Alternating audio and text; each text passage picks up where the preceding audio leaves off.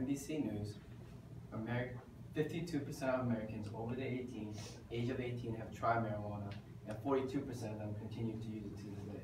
It is very shocking to see that a majority of Americans would continue to use a Schedule I drug. Due to the benefits legal marijuana can offer medicinally, recreationally, and economically, it should be legalized for those over the age of 21. Tolerance of marijuana has been growing in recent years, and there are several states that have actually already recreationally legalized it, such as Colorado, Washington, and Oregon. And in the future, it will become more popular and hopefully be legalized within our lifetime. The medical abilities of marijuana should no longer be ignored and should actually be researched further. Cannabis has actually been known to treat the side effects of several other medications.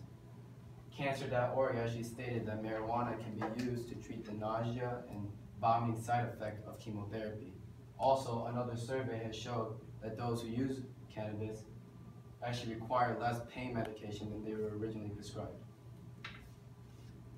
Not only does marijuana help with physical conditions, it also helps with psychological problems as well.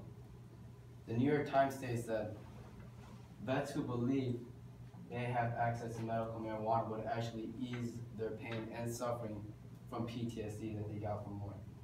Veterans who fight for our right and freedom should have the option to choose this medicine if they believe it could help them. Marijuana is often known for its high that it gives, but there are different forms that provide medical assistance rather than a euphoric feeling. For example, according to a Washington Post, a student named Jackson would have some very severe episodes and would have to be hospitalized 50 times within his 4th and 5th grade year in elementary school.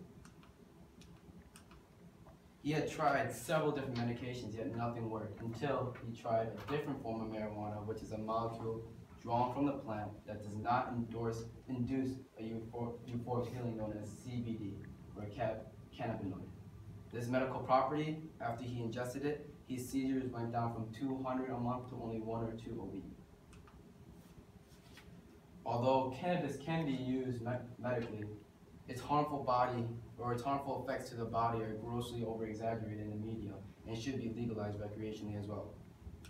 The first risk that comes in mind would be its toxicity. Compared to marijuana, alcohol is actually 114 times deadlier than cannabis when considering its lethal dose. As you can see on the graph, cannabis's risk is very low, and you can really see its risk-free nature. The second risk implied to any drug would be how addictive the substance is.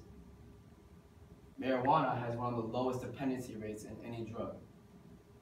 For example, in tobacco, 76% of the population who has ever used it, 32% of them have become addicted, where in marijuana, 46%, but only 9% become addicted. Although tobacco has one of the highest dependency rates in the world, it is still legal and poses a much higher threat than marijuana.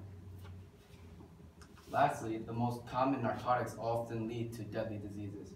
According to the New York Times, cancer could lead to cancer, alcohol could lead to cirrhosis, but marijuana is actually associated with 0 deadly diseases.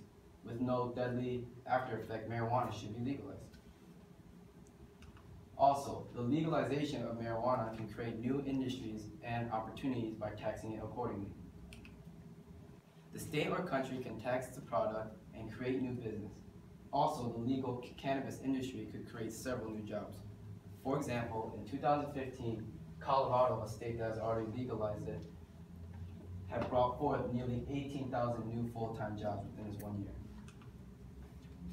The Chicago Tribune has also stated that Colorado generated over $2.54 billion in economic activity. Other industries other than the marijuana industry will be affected as well, such as the electricity or warehouse industries, which are vital to growing cannabis. So the legalization of marijuana could actually help other businesses prosper as well. One of the biggest opposing views, though, to marijuana would be that teens and children would have easier access to it. This is proven wrong when Washington Post states that there was no significant change in teen use in both Colorado and Washington after it has been legalized. By restricting marijuana like it is cigarettes and alcohol, teens would not be able to obtain it as easily, and since it is still a drug, it should be regulated very strictly. Overall, marijuana is much safer and useful than the media proclaims it to be, and it should be legalized to benefit the people and society with business and medicine. Before making a stance, please do your own research to see its true benefits, and next time there's a ballot at your state or city, please vote yes for the medical and recreational marijuana. Thank you.